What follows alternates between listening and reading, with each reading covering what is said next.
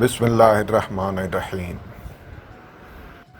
عزیز طلباء، السلام علیکم ورحمۃ اللہ وبرکاتہ۔ امید کرتا ہوں کہ آپ سب اللہ تعالیٰ کے فضل و کرم سے بخیریت ہوں گے۔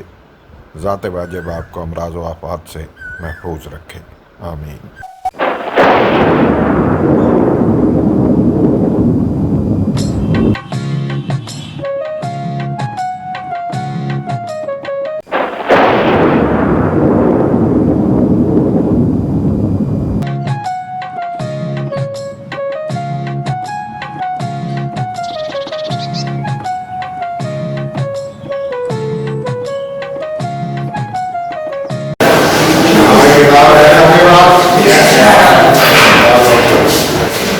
بنیادی باتیں تقریباً مکمل ہو گئی ہیں اور ہم سے آغاز کرتے ہیں کہ حصہ نثر کا میں پہلا سبق نکال لیں گے۔ سید سلیمان ندوی اسوہ حسنہ صلی اللہ علیہ وسلم۔ اب اس میں اس کی سب سے پہلے آپ جو چیز چیک کیا کریں وہ اس کو کھول کے دیکھیں کہ کتنے صفحوں کا سبق ہے۔ تقریباً 2.5 ایسے آپ اس کا جو امتحان میں خلاصہ لکھنا ہے وہ کتنا ہونا چاہیے؟ اس سے کم نہیں ہوگا نا۔ خلاصہ کر دو بھائی، اس کا مختصر کر دو، چھوٹا کر دو۔ تو یہ اب اسی لیے سائز پہلے دیکھ لیتے ہیں۔ جو 8 صفحوں کا ہوگا خلاصہ، یہ سبق پورا اس کا خلاصہ اور ہوگا۔ جو 2.5 صفحے کا اس کا خلاصہ ہوگا۔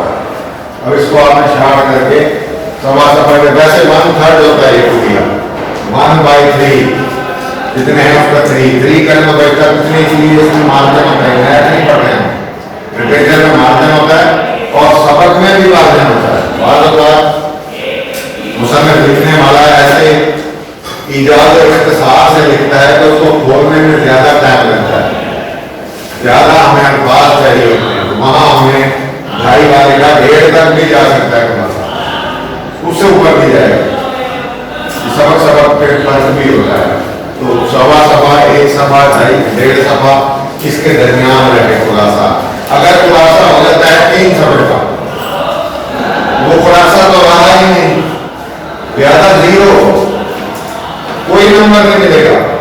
آپ اپنی طرف سے ان کے طوفان اٹھائے بیٹھے ہیں، وہ بھائی پہلے کہا تھا یہ سائز دے 1 سبق کا، اس کو ذہن میں رکھ۔ آپ جب بھی امتحان میں جاؤ گے تمہارے ذہن میں ہوگا پہلا سبق 2.5 صفحوں کا ہے، ہم نے پڑھنے سے پہلے اٹھ کر اس کو دیکھا تھا، لہٰذا اس کا خلاصہ 1.5 صفحے سے اوپر ہر گرد نہیں جانا، کسی صورت میں جانا، آدھا لکھا ہوا روک دو، نہیں تو 0 ہو جائے گا۔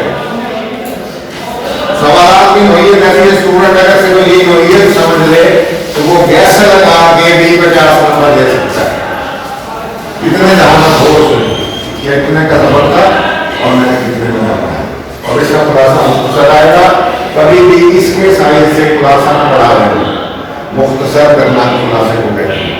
اگر وہ کہے وضاحت کیجیے اور 9 منٹ دے دے، پھر میں چاہے 100 صفحے کی کتاب لکھوں اسی پر، وہ وضاحت ہوگی، خلاصہ نہیں ہوگا اس کا۔ خلاصے کا مطلب جو اس نے کہا اسی کو شارٹ کرو۔ وضاحت کا کیا مطلب ہے؟ تصریح، تم کھولو۔ اب میرے لیے تو کوئی منٹ نہیں ہے، میں جیسا مرضی کروں اس کو۔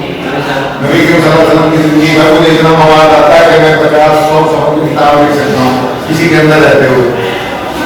آپ صلی اللہ علیہ وسلم کی زندگی کے بہترین اخلاق کے نمونے مجھے نہیں پتا کیا، تو میں تشریح میں تو کچھ بھی لکھ سکتا ہوں۔ تو تشریح میں لمٹ ہے، عام طور پر بچے میں جو آپ نے کرنی ہے تشریح وہ لے گی، وہ کچھ صفحوں پر جائے گی، لیکن لکھنے والا 100 صفحے بھی لکھ سکتا ہے۔ سمجھ آ رہی ہے بات؟ خلاصے میں کیا تھا؟ اس کا الٹ تھا، اس کو چھوٹا رکھنا ہے، چاہے لکھنے والے 200 آتے ہیں، یہاں نہیں لکھے گا، جیسے ہی وہ 2 سے اوپر بڑا ختم کیا جاتا ہے 0۔